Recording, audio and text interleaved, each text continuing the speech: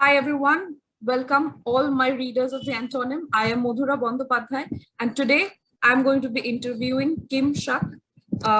Kim is globally lauded Euro-American poet, author, weaver, and I think the just adjectives keep adding. I can't keep up with it.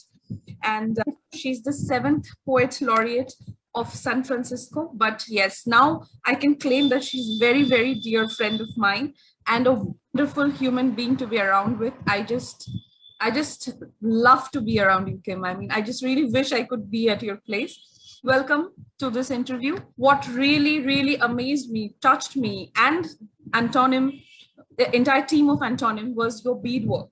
I mean, layering such precisely well-formed work, and especially one that is not just on the shelf, that's not just there when you want to just see it. You can use it. It is a part of the daily life.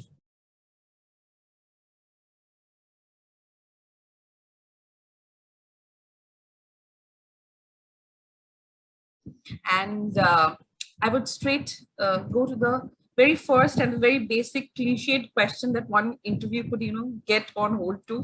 And I'd like to know that what inspired you in the very first place to take up the beadwork? Because, while we had a chat, you told me that you have been brought up by both the European culture as well as the American tribal, not tribal, indigenous culture. So what really inspired you to this? And I'm very aware that you're very closely knitted to your family. So on that knitted, how and when did you really begin working as a bead artist? Because people do ask me that question, I've tried to find out the answer because it was early. I was really small. And what I know is that my father had done an interesting watch fob when he was a young person that he always kept in his sort of special box of things. And, that I guess parents do this where there's always sort of a special box that you don't get to play in as a child. So I always had this fascination for what was in there. And one of the things that was in there was this beautiful watch fob that my father had beaded, although he'll claim no skill and he says nasty things about the piece, but it's actually really kind of good. Even now I look at it and I go, no, that's actually pretty good. I was thinking about it too. My mother was used to go to summer camp, kind of in the way that you see in 1950s U.S. movies, summer camp kind of thing. And she also did some loom bead work, but then every woman on both sides of the family, everybody's hands were always busy. Everybody was always making things because there was we weren't well off. Nobody in the family was well off. So everything's always making, if you wanted the thing, you had to make it. Well, I wanted beadwork. I thought it looked beautiful. And every time I went to go see, went to Cherokee events with my father, I would see people wearing things I wanted and I couldn't afford them. So I had to learn how to make them. I think that was probably the inspiration, but also it was sort of a thing we had that was ours. On the native side of the family, it was something we had that was ours, that represented us. And then just another layer on that, there are thousands of different kinds of Native American people, and our beadwork reflects the differences. The way we tell our stories stylistically reflects the differences. And I would always see Northern Plains style beadwork. I would always see Southern Plains style bead. You rarely saw Cherokee beadwork until one of the Cherokee national treasures ended up sort of going around the world and seeing what had been looted and taken to museums. And then I say around the world, I really mean, Britain and France, seeing the pieces that ended up in their collections, and then Right. Yeah, sort of retrieving it. And so that's part of it too, I think, is that my work dates from before when she did that, and I wanted to see the work. the same way she did, wanted to see the work. So those are really the answers that I have. I'm not sure. I know that it may actually even be one of my first languages. You know what I mean? That Yes, I do. I making and completely agree. beadwork. As I was telling you yesterday, your poetry is limited to the people who can access language, but your work, it speaks volume in a universal language that is accessible to everyone. And it reminds me, even in my household, my grandmother used to love doing embroidery, stitching, and she used to stitch so many patterns, stories, and names of every child that was born in the house, and everybody had their unique piece of clothing, hand stitched, embroidered. And she used to write little rhymes for us in Bangla, that is my mother tongue. And I still have that. Even my fathers and his fathers, and it's a kind of tradition, we call it katha. So when I see your beadwork and I heard the story about, especially you're very close to your grandma, so it always reminds me that how my grandmother used to write my name and my nickname especially, and she used to rhyme those with and she used to embroider the entire poem in the piece of cloth. And she's no more with me, but that is always something that I hope. But I'm horrible with the needle and the thread. But that's something that's very close to me as well. So yeah, moving on to the next. Yeah. Especially, I have talked to you a lot, and I have read your poems as well.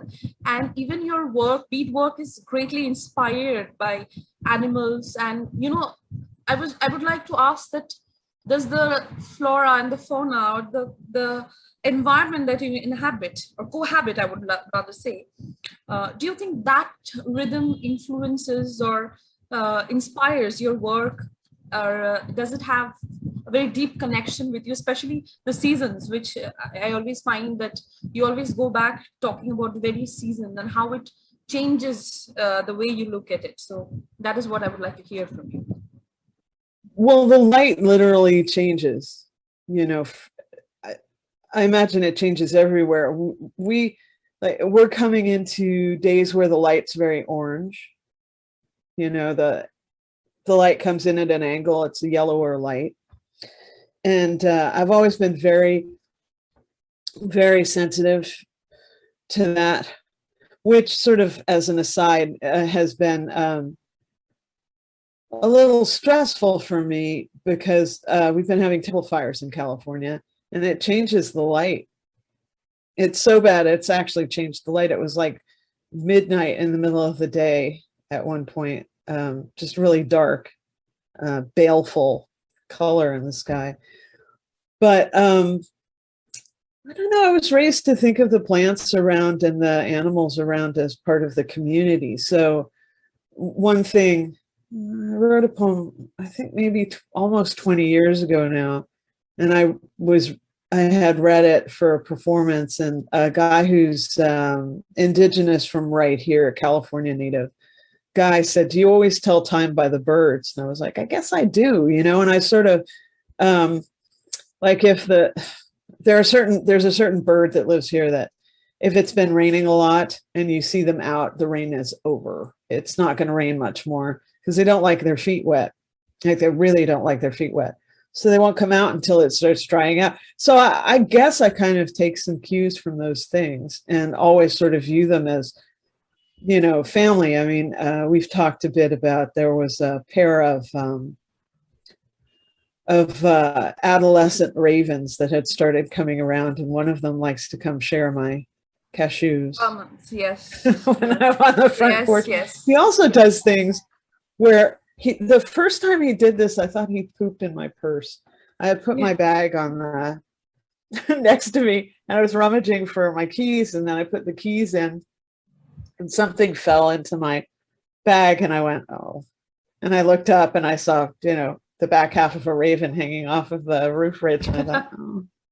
I went inside and pulled things out, and it was actually a rock. He'd given me a rock, and he does this. It's better than poop anytime. Oh, and I'm happy for the rock. I mean, I definitely. Yes. Okay. That's an amazing story. I've gotten the hang of it now because I keep telling others also whenever I get a chance that this almond story is becoming my favorite one. So, uh, Kim, now a little on the deeper and this on a very serious aspect, because now is the time that we really need to promote or stand by, the dying culture of so many marginalized groups that have not become. Mhm. And as I have seen that your entire work is directed to saving these indigenous cultures or these very local cultures in the world of globalization, when everything is, getting homogenized, to just save this identity of the Native American people. So how or what is your ambition, or how do you see this the future of this indigenous native culture surviving in such a capitalistic or rather I would say globalized economy that we live in right now? I don't think we're going anywhere, but I do think that we need that we sort of everyone needs more access to some of the information that we have. I mean, every culture has the thing it does really well.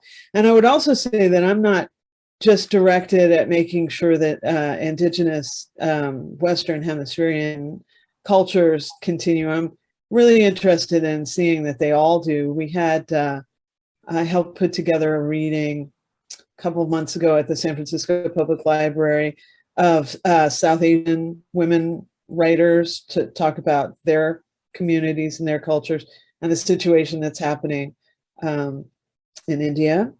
And I've put together readings about Haiti, and I've put together readings about other places. So I'm really concerned that all cultures keep moving forward. And I think it's really important because if you think about what happens if you plant all one plant in a field, you get one successful critter, animal, something, infection, and the whole thing dies. But if you have a lot of different strategies for solving problems, which I think language brings you, right? Yeah. One of my examples that I used to bring to classes when I was teaching regularly is because I got a really an international student population in my classes. I'd ask people what their cultural greeting meant. Yeah. Right? Because we say hello, we don't, but like a lot of cultures say, have you eaten? Are you well? Yes. Are you healthy? This sort of thing.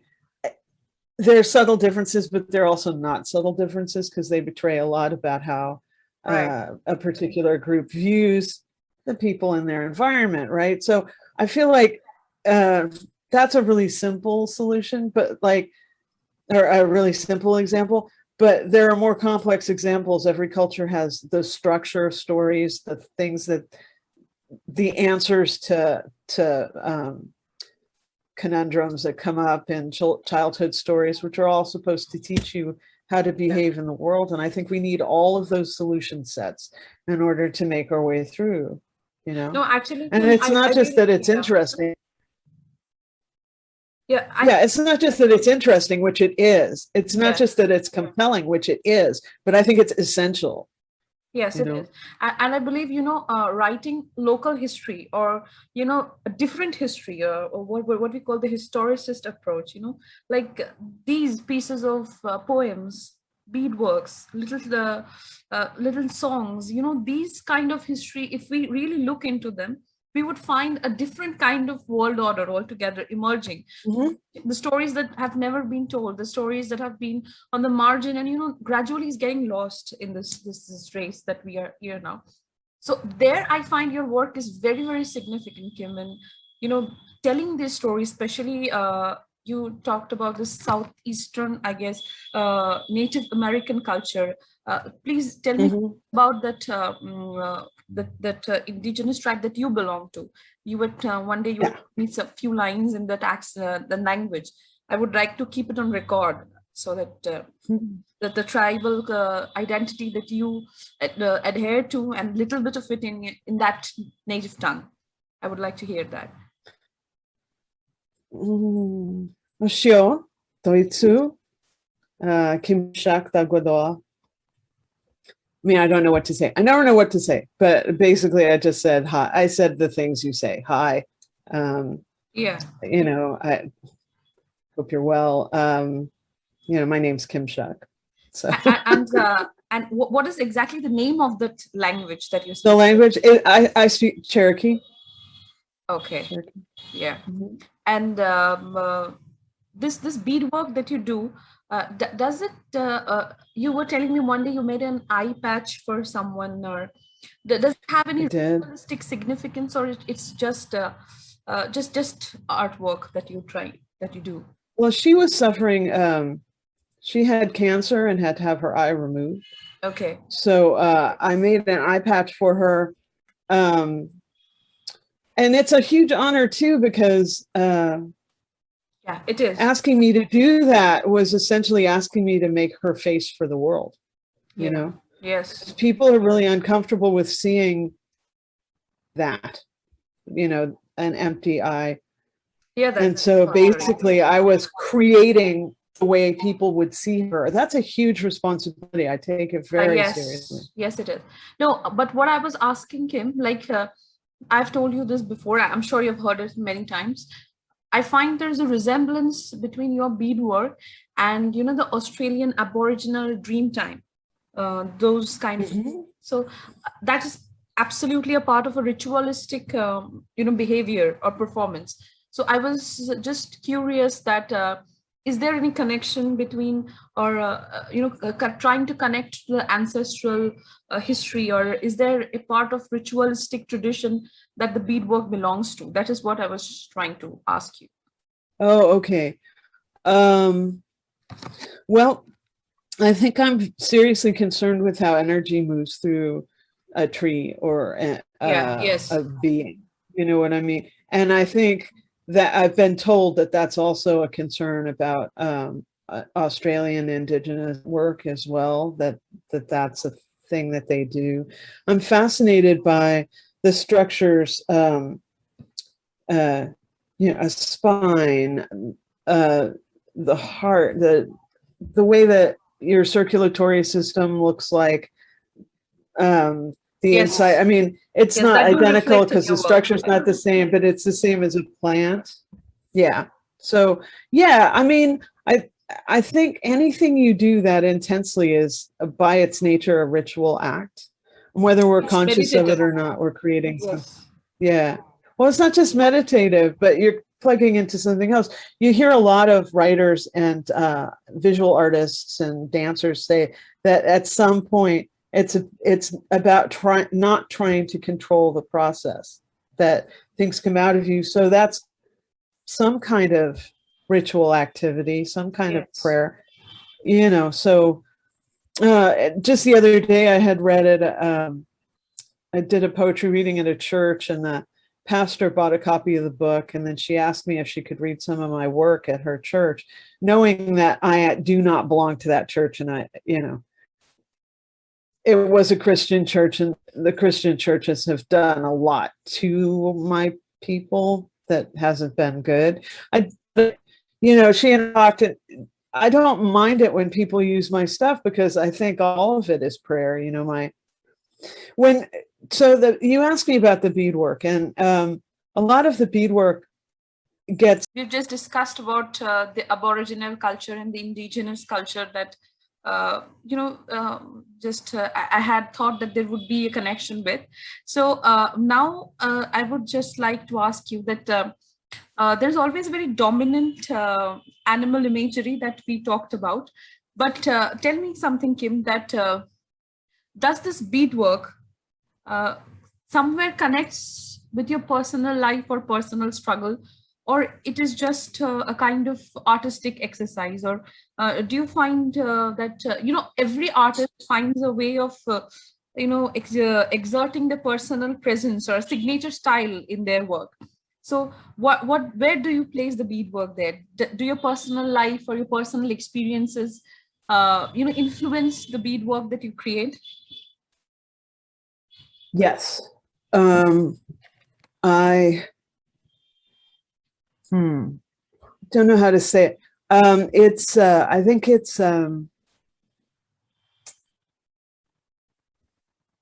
wow. I'm not sure why I'm finding it so difficult to answer this question. Yes, it definitely is. It influences and is influenced by my personal life. The animals are symbolic, but also personal. So there's a lot of story that goes along with all of them. And I mean, if you think about it, one of the fundamental purposes of beadwork, the way that I do it, these things mark ceremonial moments, but they also get carried into ceremony. So yes, you told that. It's not only my stuff, but I make things for people that I think are relevant to them and their experience. So it's sort of, again, it's a way of your personal experience connecting with another person's personal experience, like the eye patch that you said. But also connecting both your personal lives together. Yes. I also think I sent you an image of the Axolotl, which is sort of a very good friend of mine, another fantastic poet, Josiah Luis Alderete, runs a reading series that's called Speaking Axolotl. And I made that for him when his first book came out to celebrate his first book. So, they're markers and they're a way to connect. They serve a few purposes. So each work, has its own personal story as well. It has an universal appeal as well, So it kind of binds together your personal with a vast expanse of what is universal, or what is something that can connect every one of us, irrespective of where we live or what culture we belong to. So this is something that really appeals to me. That's what I said before as well, that no matter who you are or where you are, I have showed many people your beadwork since come across them. And everybody, not people who don't understand English, people who are from, and everybody, especially my Indian friends, everybody says, that we all have this kind of embroidery, various kinds of embroidery for different things. So everybody was so amazed. Everybody had some story to share, their personal ones. And I know your personal ones. And somehow I felt that, somewhere it connects. It's a kind of very academic jargon that I would like to use here. It's kind of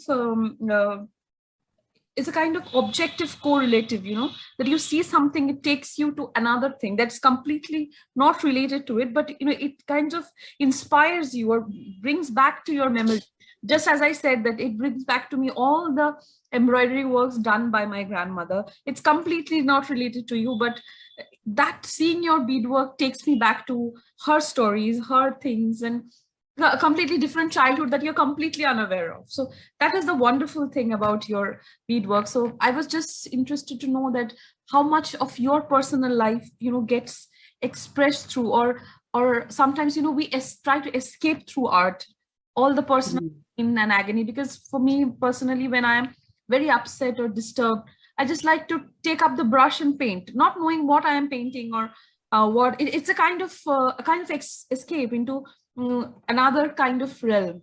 So that's what I was trying to ask you, that this beadworks transports you to, somewhere where you can both connect personal experience as well as, kind of escape it. Well, I think that art, when you get to, I think it's a continual sort of excavation, right? So I've been doing beadwork and telling stories for over 50 years now. Oh, something to say that out loud. So when you talk about your grandmother's work and associating my work with your grandmother's work, that makes me really happy because it feels to me like I've gotten to a place, you know? Yes, yes. When I was much younger, I think all of my work was very self-relevant and only self-relevant. And I feel like now I'm getting to a core of something. I think um, in artwork, there's a difference between factual and true. That it's not necessarily necessary to always be factual with it, but you have to actually make it true. And if it's true, and if it's true enough, and you dig down enough, then it's going to connect with other people. And I think that is the thing that kind of takes practice. And I have put in the hours. But I was telling you, I think, at one point about an experience I had in the Victoria and Albert Museum, and I did make it kind of aside earlier about how much looted artwork there is in Northern Europe. There's a really horrible story. This particular one is from India, but it could be from anywhere because they have stuff from a lot of places. But I was walking through this one display in the Victoria and Albert, and it sort of occurs to you gradually that the display is of stuff that was taken off somebody's body after they were killed by the British, you know. And it says that nowhere in the display, but you kind of come to that, right? Yes. Looking yes. at it, you get there. And I was walking through, with this other woman who it turned out we didn't actually share a language. And we got to the final display, and we were both just sort of exhausted because I think it was clear we'd both come to the conclusion that this is what had happened. It was horrible. And we looked at the final display, and we looked at each other and just started that kind of laughter that's like a release, you know? Yes. And we just stood there just laughing. And both of our partners kind of came upon us, and we're looking at the two of us going, what is up with that? Yes, yeah. As we're like, it's horrible. And we're having this release, and we don't share a language, but it didn't matter because we're both taken by the moment, by the experience. So yes, so I think is another kind of language altogether, you know, that we absolutely as the people of the world. Because as far as I've talked to you, Kim, I've understood that it really matters to you that we stand by each other as human beings, not being classified as to race and sex and whatever it is that we have so many dividers nowadays. So yeah, in a situation like this, your work is something that can, you know, I mean, weave all of us together in one thread, in one string, in one big kind of tapestry that we are all coexisting. So yeah, that is there, Kim.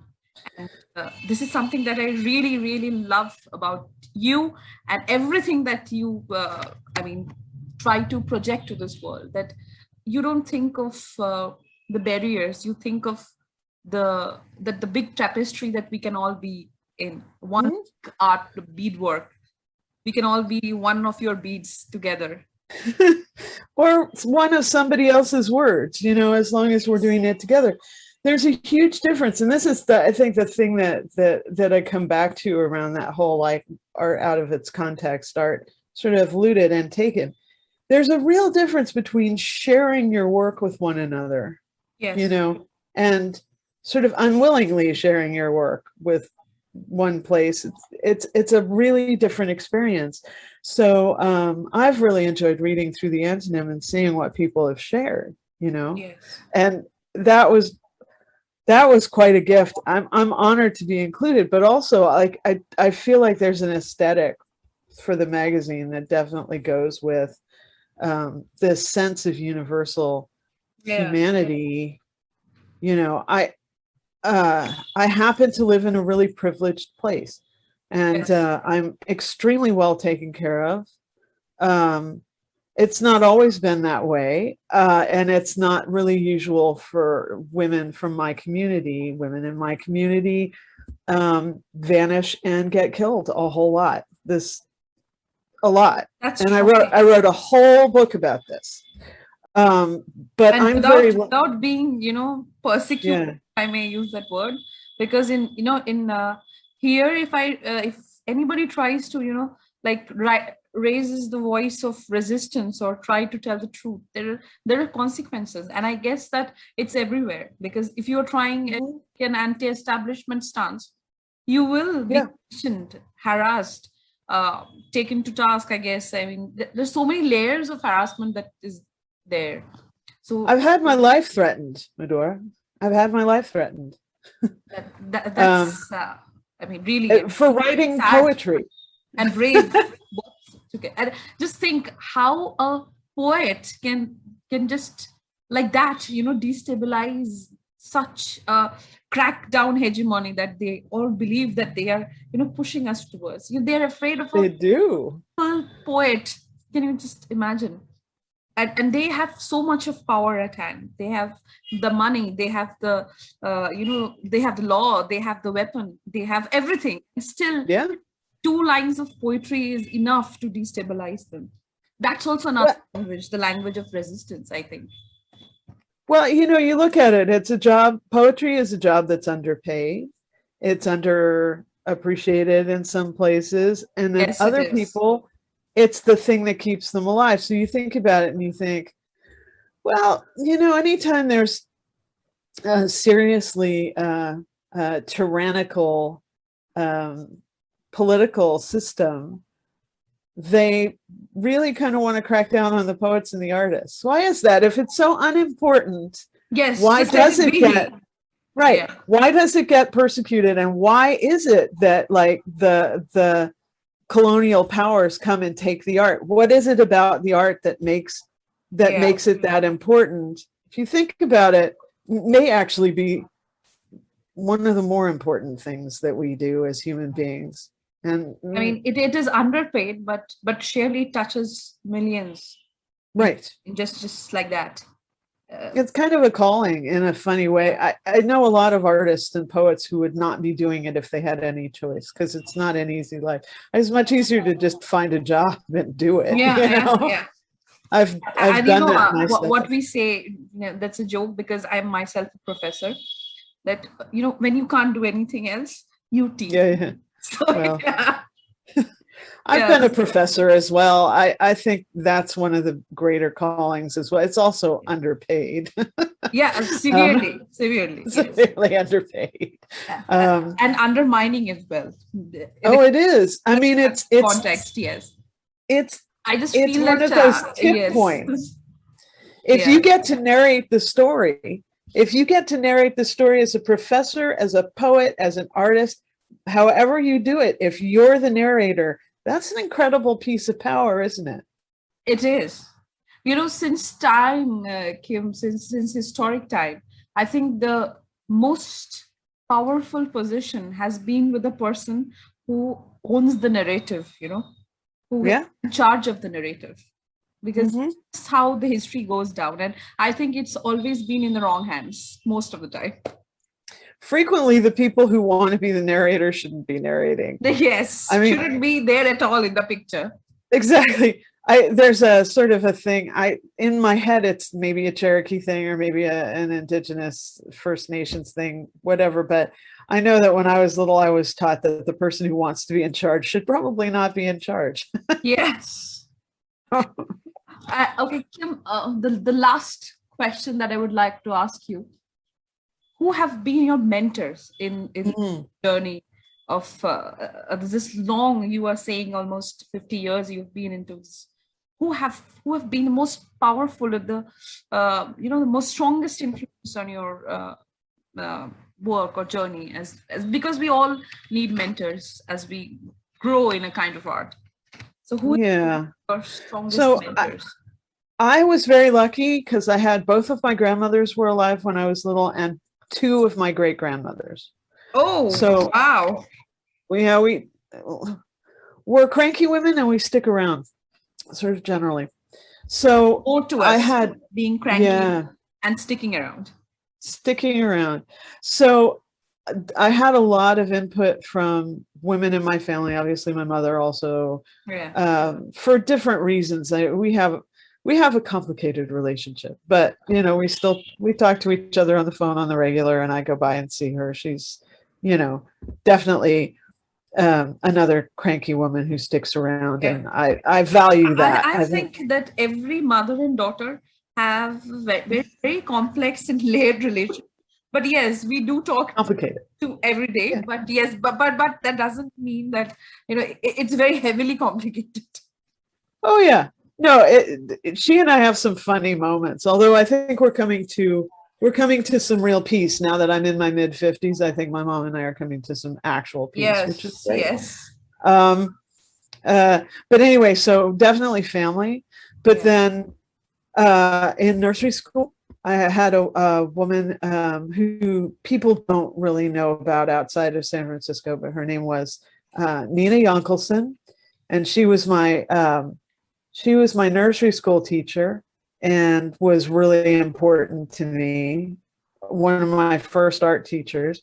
There's a woman named Ruth Asawa, who, if you don't know her work, you should. She studied at Black Mountain College, but she was definitely one of my first art teachers. We were very good friends throughout my life, and she was really important to me. Behind me, you can see part of a painting from one of my most important mentors, Carolee Sanchez. That is something I would also like to see in full. That is in painting. I'll try to get Doug to take you a picture. Yeah. It's a huge canvas. She worked very big. I work very small, but her work is amazing. Also a poet, really renowned poet. Her sister was Paula Gunn Allen, another mentor and inspiration for me. Let's see who else. There's another painting you can't see that's on the floor, and the floor is a bit messy, or I'd show it to you. But Wendy Rose, who I don't know personally as well as I'd like to, but has always been a real inspiration for me. So primarily women, and I guess the people I've just mentioned are all Eastern European women or Indigenous Native women, which isn't except Ruth Asawa, who's Japanese American. Yes. And who was interned during World War II. And what she made out of that experience was art, and not art directed at that, but art directed at the universality of human experience. So there are a lot of really strong women who've influenced my life, and I'm grateful. Yeah, Kim, it has been wonderful. I mean, wonderful is an understatement, clearly. I don't know. I mean, you're a very busy person, and, you know, I'm just shocked at your humbleness. I mean, so down to earth. I mean, if I had been a poet laureate, trust me, I would have been, you know, very, very nosy and very, very like. I think that through this entire interview, I could just give a very little glimpse into this, that how you have coordinated your personal life, your artistic imaginations, as well as the community, belonging to the community, and also being an global citizen. You are always, you have told me every time about the oxygen crisis that is there in India. And it touches me that someone so far across is really touched by this problem, because it's a massacre out here. Kim, thank you. It's essential, absolutely essential. Yes. You are welcome in my home whenever you come to San Francisco. With the almonds and the cashews, yes. With almonds and the ravens. Yeah. Okay, Kim, bye-bye. Thank you so much for your time and being the wonderful angel that you are. Thank you. Oh, thank you for your attention and your kind words. I really appreciate it. Thank you.